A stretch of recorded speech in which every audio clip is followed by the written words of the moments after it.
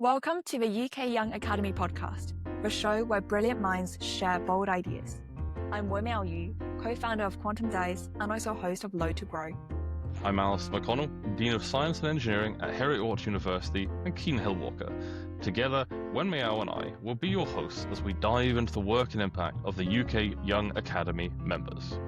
We are all part of a growing network of early career researchers and professionals who are working together to tackle society's biggest challenges from every angle, whether it's science, arts, education, technology, policy, or more. This podcast is your front row seat to stories and the impact of the members in the UK Young Academy. Expect unexpected journeys, big ideas, and fresh perspectives from the next generation of leaders across the UK. Whether you're curious about cutting-edge research, inclusive innovation, or what it really takes to shape policy, you'll find it here. So hit follow and join us to get to know the changemakers who are shaping tomorrow. Welcome to the UK Young Academy podcast. Today on the UKYA podcast, Denny, it's a pleasure to have you. Could you tell us a bit more about what you do? Absolutely. Thank you. It's a pleasure to be here and very glad that this effort is happening. So I'm Denis Newman-Griffis. I am a senior lecturer at the University of Sheffield in the School of Computer Science, and I'm part of a leadership team for our Center for Machine Intelligence at the University of Sheffield. So I lead on AI and health work within the center. So that's my sort of day job. Within the UK Young Academy, I have a couple of roles as well. So I'm a member of the executive group, and I'm one of the first co-chairs of the executive group. Fantastic. So with regards to the work that you do for your university, how did you get to that stage? So it's been a bit of a long and circuitous journey. So I trained in computer science. I did my PhD in computer science and engineering and started out working in natural language processing research, so sort of core what is now very popular AI technologies. Wasn't so popular then. I ended up, through learning about some interesting projects and looking for some funding, ended up starting to work in the health space. And ended up working with a US government collaboration looking at natural language processing technologies in the context of disability benefits. So looking at like government benefit schemes, how NLP technologies, how the use of AI could help improve the sort of process of going through those schemes. And so that opened up this whole different sort of area for me to be working in. And after doing my PhD, I went and did a postdoc in medical informatics. So I was really sort of moving primarily over into that medical sphere. And while working in that space and sort of starting to grow the things that I did, I was working in AI and disability, and there are lots of important questions about ethics and inclusion and what it means to have ethical AI, what it means to do inclusive development of AI when you're thinking about, disability. And so that opened up the sphere of work that I was doing yet again. So now I was sort of sitting in a health informatics space, but starting to do work that was a little bit more critical methodologies, a little bit more social sciences of how we're going about developing health AI technologies. So coming out of that, then I was able to get a post as a lecturer at the University of Sheffield in the information school. So I wanted to move to the UK, was able to find this post at Sheffield in the information school. And the information school was an interesting and appealing place to me because it was this sort of space for interdisciplinary working and asking questions about AI and data science in a more social science kind of way. And so next shift was moving over into a social science environment and starting to ask really much more deeply these sorts of critical questions and social questions about how we produce data, how we understand it, how we work with it in a responsible and ethical way. In that role, then I was able to lead a couple of different research projects looking at sorts of responsible practices around the use of AI and starting to bring that back into the work that I was doing previously in the health space. So then an opportunity came up, having sort of made this shift from computer science to health informatics to social sciences. An opportunity came up to apply for this role that I have now as the AI and health lead for our new Center for Machine Intelligence. And the CMI was intended to be a sort of interdisciplinary space, cross-cutting, asking questions about AI at the university and helping to advocate for the work that we were doing. And, this was something that was really appealing to me. And so I applied for it and said, AI and health is something where I'm really keen to help develop leadership. So I was successful in getting that job, and part of that involved then moving back into a school of computer science and sort of sitting within our faculty of engineering. So I've in some ways made the full circle, starting in computer science, ending up in computer science, but through this journey through a number of different disciplines that I now bring to all of the work that I do. And part of why I was able to get this role, actually, and part of what I really offer in it, is that sort of interdisciplinary perspective of bringing together the way that a lot of different fields think and the way that a lot of different kinds of professionals think to really ask these questions about AI and health. I'm quite curious then, because it sounds to me that the institute is very interdisciplinary. What are some areas of friction that can come up when you bring, researchers who are so specialized in different areas together? Yeah, well, I think there are areas of friction both in the kind of interpersonal and I guess research methods. So the research methods is one part of it. So there's some areas of friction that occur in how you do the work. There's also areas of friction that occur at a more structural level in terms of how it's supported within a university. So in terms of how you do the work, there's actually really, really interesting challenges, and often sort of as a researcher will happen within your school, will happen within your walls. And it can actually be easier to collaborate with somebody who's outside of the same organization, because then it's like somebody else's problem, than it is to collaborate with people inside your organization, but across different boundaries. I love that. It sounds to be, it's very cross-cutting and actually quite similar, I guess, to what you have to do as a member of the UK Young Academy as well. So this leads me to the question, I'm curious to understand what motivated you to first apply to be part of the UKYA? Yeah, I mean, I was really excited about it when I first saw that it was happening. So for me, one of the really key things that's important to me in my professional life is to try to find ways to make a difference in the world, to make a positive impact, and to do that in a way where I can help support other people, sort of help to make a difference that crosses between an academic sphere and the real world, getting out of the ivory tower, to use the cliche, but also to help connect with other people who are trying to do interesting things, who are early in their careers and who may be struggling with some of the same kinds of challenges that I'm struggling with. So seeing that this new thing, the UK Young Academy, was happening, and that it was specifically being pitched as, here's a place for people who are early in their professional careers, whether they're academics, whether they're in the private sector, whether they're in charities, what have you. This is a place to try to bring people who want to make a difference together,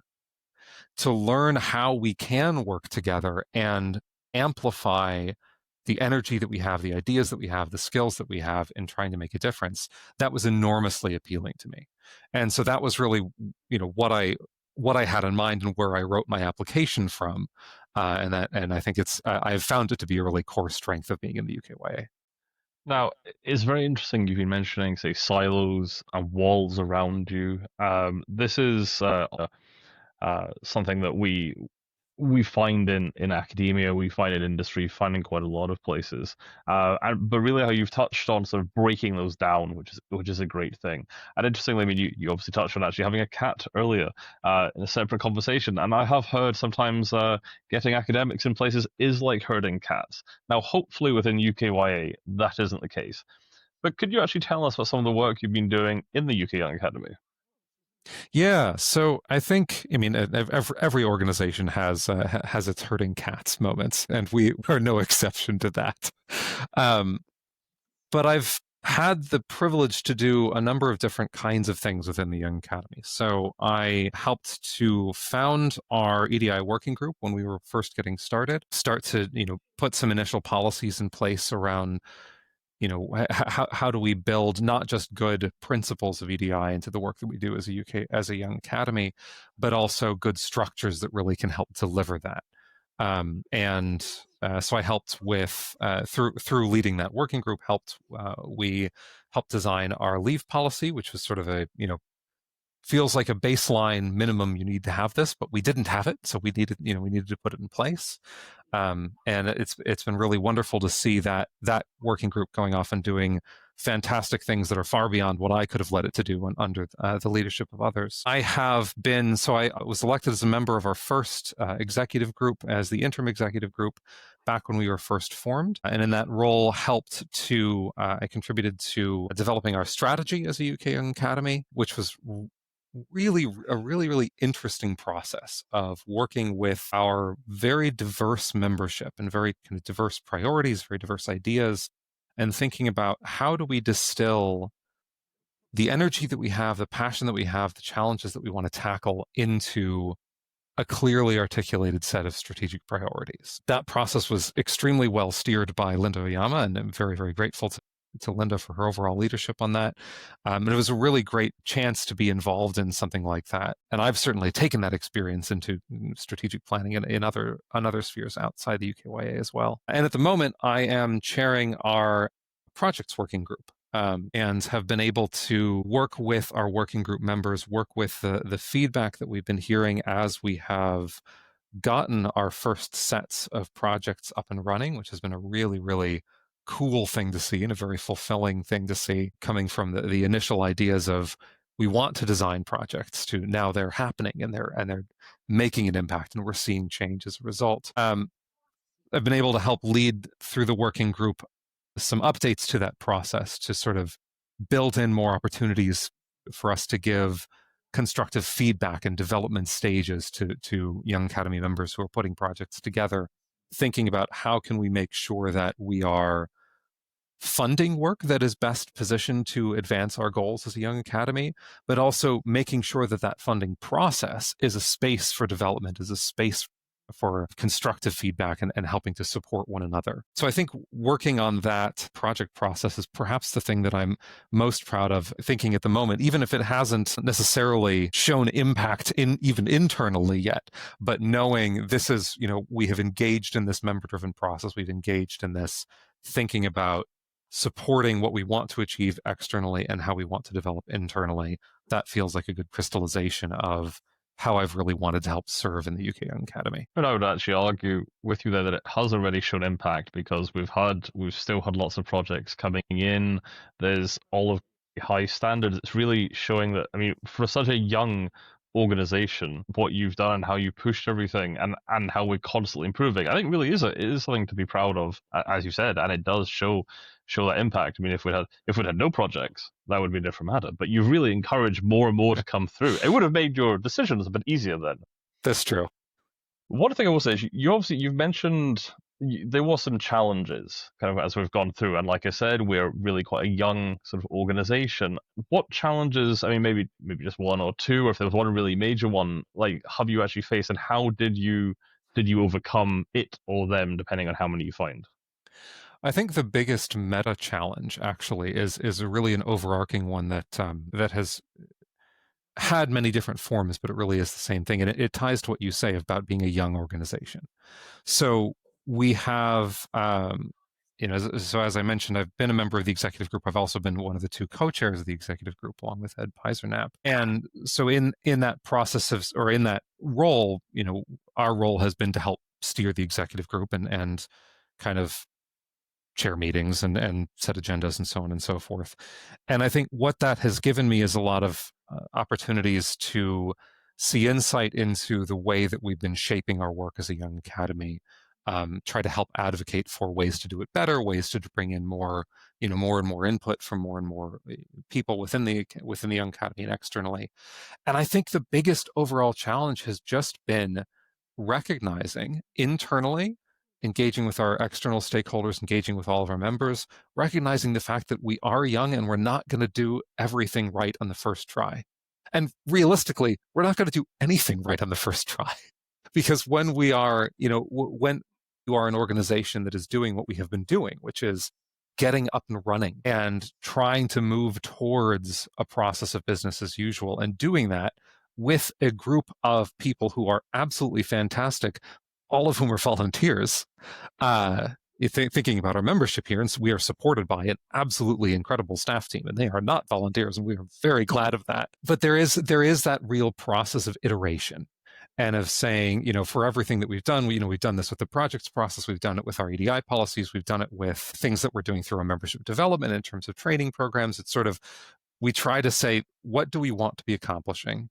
How can we get an initial version of something that can help us get there? And now, what needs to be improved, what needs to be changed, because we know it's not going to be the right thing necessarily. It's not going to solve the problem. So how do we then build in those processes and that culture of getting feedback, recognizing this is something that will continuously improve? That is a really important part of the challenge, and it's a really important part of getting the organization running. And I think we've been able to do that pretty successfully in building the Young Academy. But it is that challenge, because we all care about this and we all want it to be working the right way, and we want it to be, uplifting the voices of all of our members to the most that we possibly can. We should always have a shout out to the staff team there. Yes. They are fantastic, and it is one of the only reasons we can do something like this. And so much, if not all, of the UK Young Academy is because of our great staff team. So just definitely a shout out there. Absolutely. Absolutely echo that. Danny, while you were talking, I was actually thinking, what you've done for the UKYA is actually maybe quite similar to what you have to do in your day job. Because again, I guess in your day job, it's coordinating a lot of stakeholders who come from different backgrounds and have different experiences.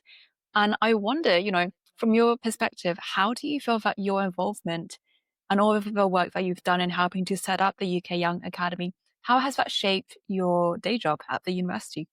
In a lot of ways. And for one thing, it's given me a lot more experience in how to chair a meeting, which is a very, very valuable skill that we don't really learn when we're coming up through academic training. And I think with that, the sort of skills of working with a lot of different stakeholders who have different experiences. I mean, it's one of the real strengths that we have as a Young Academy is that we are not just academics. We are industry professionals, we're policy folks, we're charity professionals, et cetera.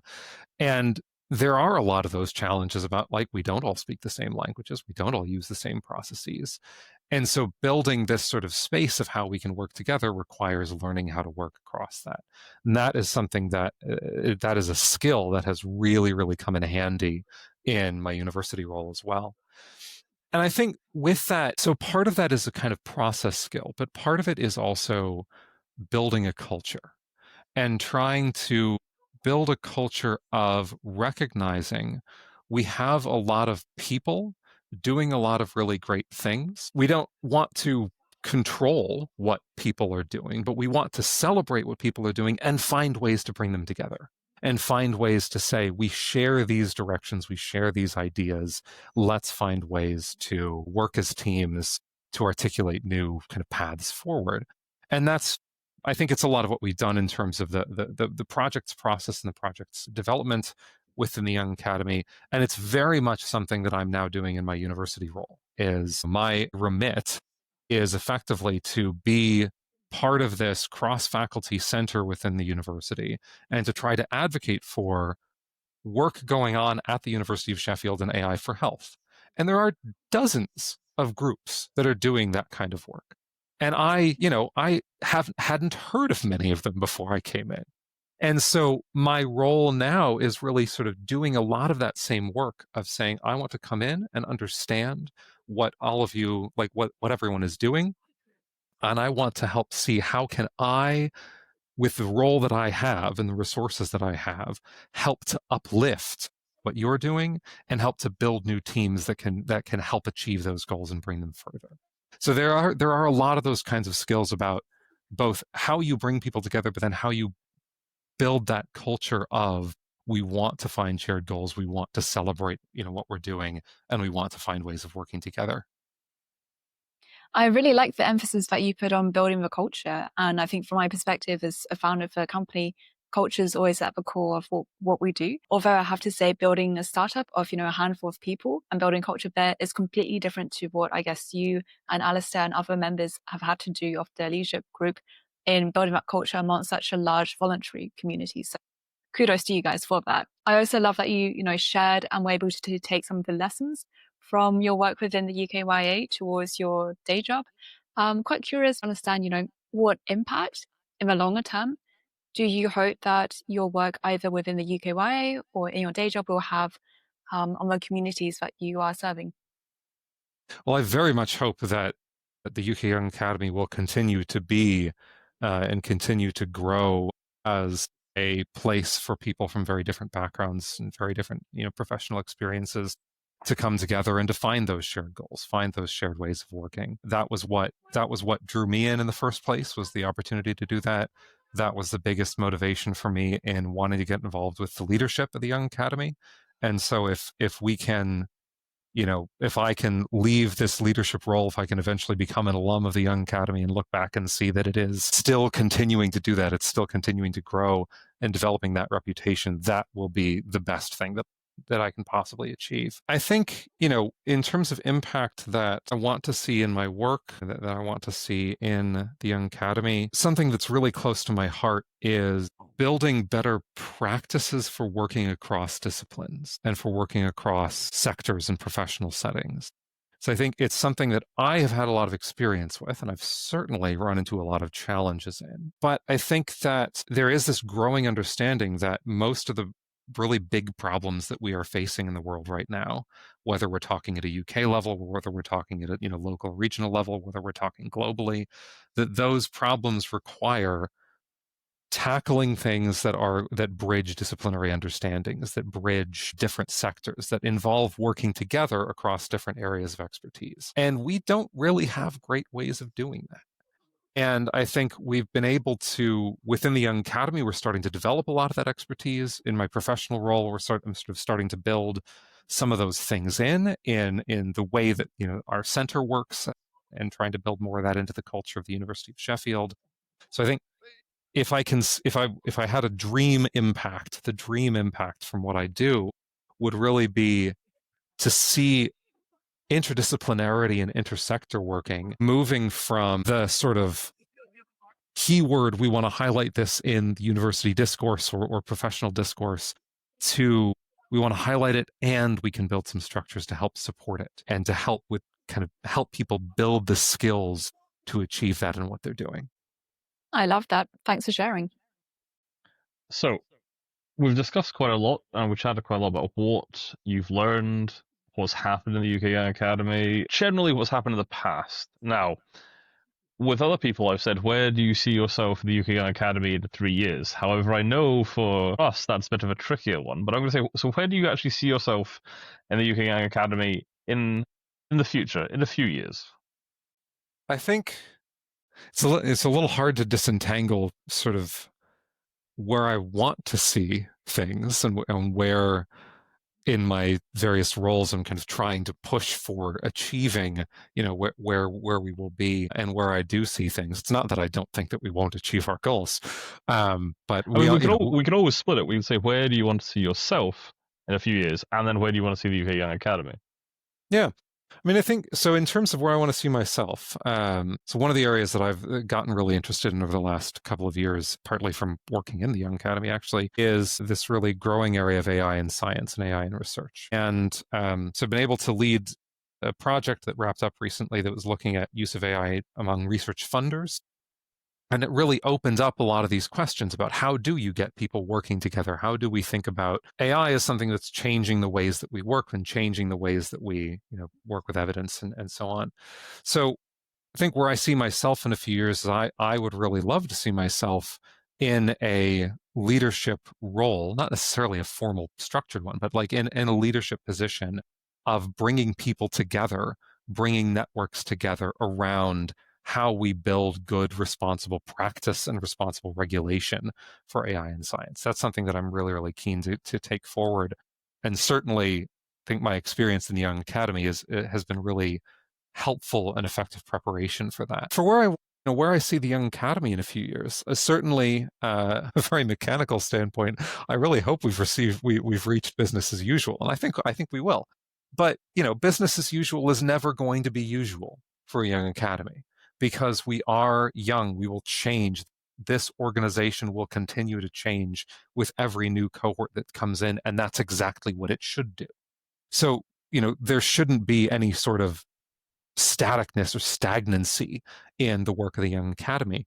I think where I would really like to see the Young Academy in a few years in the future is as a recognized key voice in the UK for helping to uplift and amplify the voices of early career people across sectors, and as a leading example of how you can facilitate the kinds of dialogue between academics, industry professionals, policymakers, the charity sector, et cetera, that we need and that we, are talking about in the industrial strategy. It's in all kinds of things. To have the Young Academy be this kind of beacon, this visible beacon with demonstrated work, demonstrated completed projects, demonstrated achievements that show here is how you can bring people across sectors together, and here's a body of leaders who can help you do it.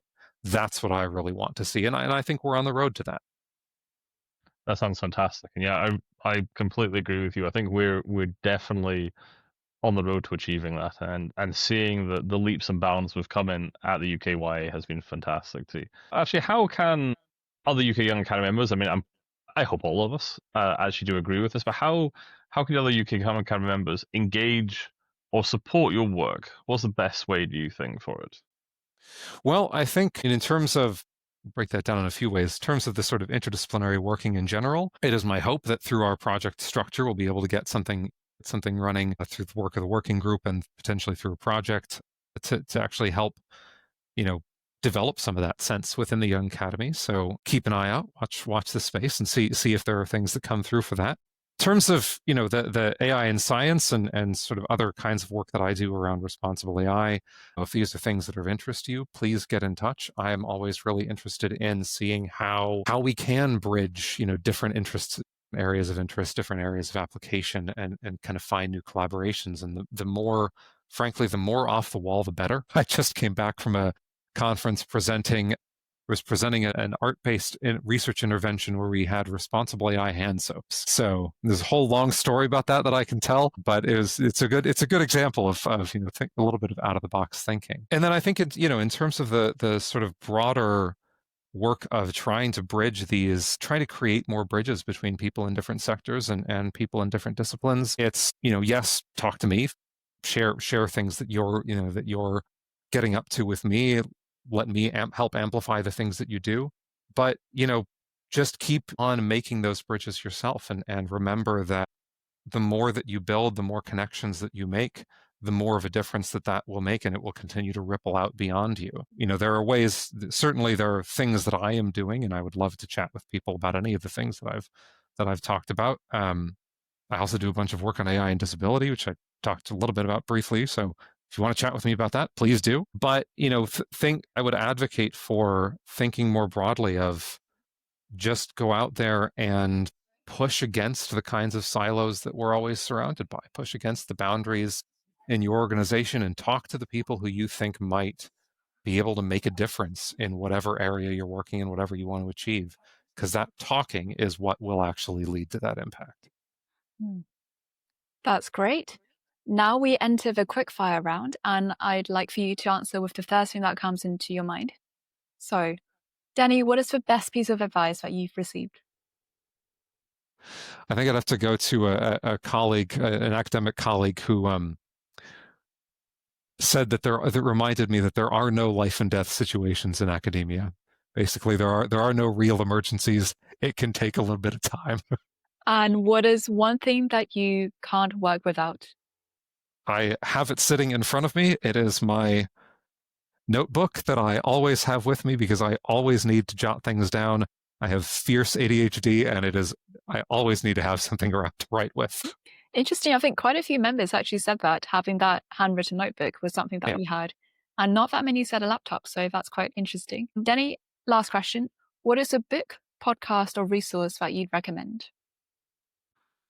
Well, I'm in the middle of reading at the moment Donna Haraway's Staying with the Trouble, which is a book from 2016. It's really, really interesting, somewhat challenging read, but a really, really interesting reflection on the kinds of not just interdisciplinarity, but interperson, intersociety, interspecies, ways of living and working in the world, and how thinking in that way can help challenge some of the problems that we are constantly surrounded by. So that one's definitely worth a read. Good recommendation. I just want to thank you, Danny, for taking some time out of what I know is an incredibly hectic schedule probably a little bit sort of not quite jet lagged this time, but just travel tired. It's been great chatting to you. Huge range of topics we've covered. Your work in the UK Young Academy, your work outside. At one point, I thought you were going to say AI-enabled soap, which was going to cause me to almost panic at that point for it. But it is a good merch opportunity next time. We can get UK Young Academy soap. I do like it. But just really, I just want to close this out and go, like, have you got any final thoughts or advice you want to give us, or just give anyone who's going to be listening to this? I mean, I think the final thought is just that being in the Young Academy and being part of the leadership of the Young Academy is probably the most fulfilling thing I've ever done professionally. And, I really love the space that we have built and the space that we continue to build. And we, as an entire membership, all of us, by showing up, by bringing our ideas, by bringing our openness, by bringing what we have to the table, I love the space that we have created to have interesting conversations, to share interesting ideas. I like to tell people I got into academia because I am interested in having interesting conversations with interesting people. That's really the governing thing for me. And the UK Young Academy is the best space that I have found to do that. So, advice is just do what you do, believe that what you do is important and will change the world, because you're changing the people around you when they hear about it. And that has that ripple that will keep on pushing out beyond you. And now, if someone does want to make a connection or have a conversation with you, where can people learn more about your work or connect with you ideally? Yes, so you can find my profile page on the University of Sheffield website. I'm fairly Googleable because my surname is extremely unusual. And there are only two of us, it's me and my partner. Or you can find me on LinkedIn also pretty easily. So either of those would work. That's great. Well, again, thank you very much for everything. It's been a pleasure talking to you today. Thanks very much. It's a pleasure to join you. Thank you for listening to the UK Young Academy podcast. If you enjoyed this episode, hit follow and leave us a review. Stay tuned, as we've got more incredible voices and stories coming your way. Until next time.